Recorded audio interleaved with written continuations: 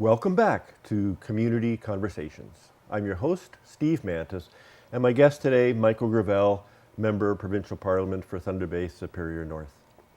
So Michael, when we took our little break, you were really talking about those things that motivated you to get involved in politics that still motivate you, to really try to create a more equal society. You used the examples of how you try to deal with people as individuals on an equal basis. Absolutely. And you talked about being proud to be part of the Wind government, who calls themselves or calls herself an activist government. So one of the tough questions I have is how do you find balance for yourself personally and politically when you see, for instance, the issue of poverty? Yeah. People may not have that same voice, aren't really considered in the same way in the political process as a high priority. We know, and you've heard many times, that our rates for social assistance are so low that parents have a hard time deciding whether they can eat supper themselves so that they can feed their kids. And yes, your government put like 1% increase on there, but we're still 25, 30% behind where we were in 1995 when you first got elected. Where do you go with that? How do you balance that? I mean, I'm assuming you would like to see those rates higher. The government isn't doing it. What do you do? Well, it's a great question, and it's something that I think challenges us all the time.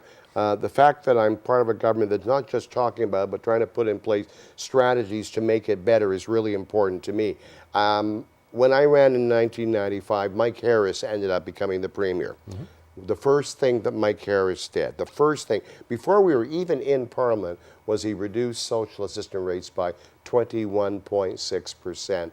I recall there being a very public rally. That's when the Thunder Bay Coalition Against Poverty was formed. And there was a huge rally going down, 300 people going down to protest to my office. I was now the MPP, and I remember at the time being a little bit anxious about it until I was reminded quickly by my assistant, Michael, you're on their side. This is your battle too. Yeah. I was actually still in the office of the former MPP, Shelley Ward-Martin. I was actually in her office. It became part of my crusade as then a member of the official opposition to fight with and alongside the Thunder Bay Coalition Against Poverty and to fight against the Harris government. So 8 years later, we formed government. And now we have an opportunity to make a real difference. I believe that we have. Being able to find our way back from that deep hole obviously is a real challenge. But it still continues to be what I think we need to make sure is a priority, which is why we put in place a poverty reduction strategy several years ago. Didn't quite reach our goal, but put in place something called the Ontario Child Benefit. Had never been in place before. It was I think now it's about $1,300 per child being given to people living on low income to help them deal with those realities you deal with. It's not perfect, it's not enough, but it was one measure that we were able to put in place that has made a difference in terms of helping some people come out of poverty. We've got a minimum wage discussion going on. We raised the minimum wage to $11 an hour. We've attached cost of living adjustment to it now, something you and I could talk about in terms of Thunder Bay District injured workers. Indeed. But we've been fighting that for years, haven't we, Michael? Yes, sir. Yes, we have.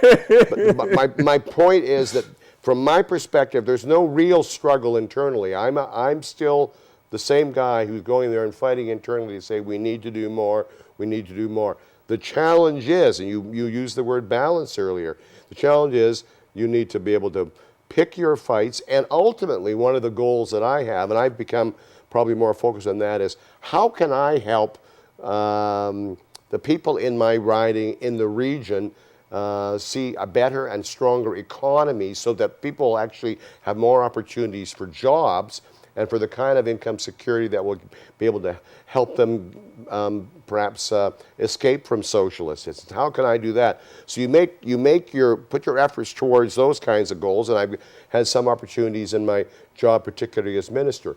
But I will never forget how important it is to recognize that we need to maintain that battle for that kind of fairness. So we're the government, so we're going to be criticized for not doing enough. That's part of the reality of being government, and boy, do I ever accept that. But I am the same person I was. I believe that the only way to do this job is absolutely 100% with your energy and with your passion.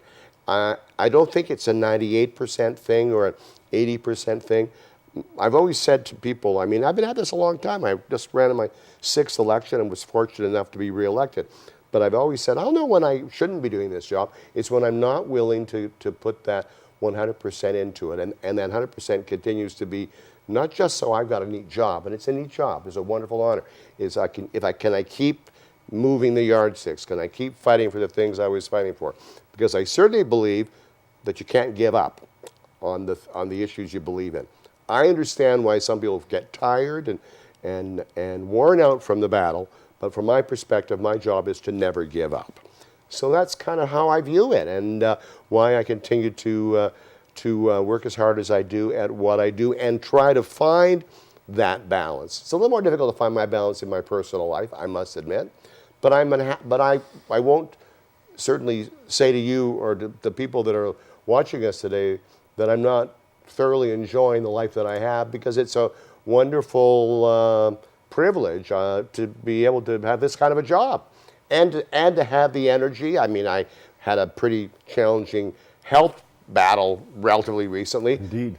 With enormous support, great medical treatment. I've come through it strong and I think stronger than ever. So, you know, to me, this is a gift, and I'm going to keep doing this with all the energy I have. And again, never forget that this is about really, truly representing everyone, perhaps particularly those who have the hardest time having their voices being heard. Well, coming back to that issue of the voices being heard.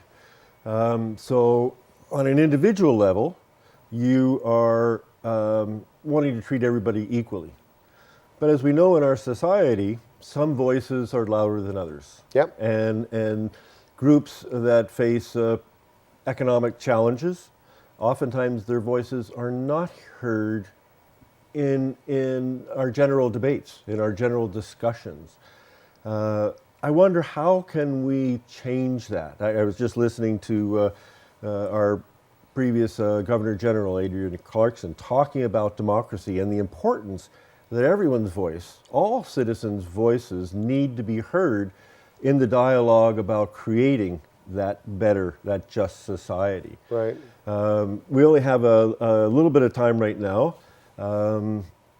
Any quick thoughts on that, and then we can come back to it after our break? Quickly, I will say this. I think people, constituents, need to demand that their representatives really are representing all their interests. It's not easy because there's lots of demands, but I think the constituents, and my constituents do express themselves, particularly via email, phone calls. I feel very close to what is my constituents expect, and I think they expect me to fight for those things as much as I would be fighting for other issues in my riding. So I guess we may have to come back to the conversation. You're going to cut me off, and We are. We'll come back.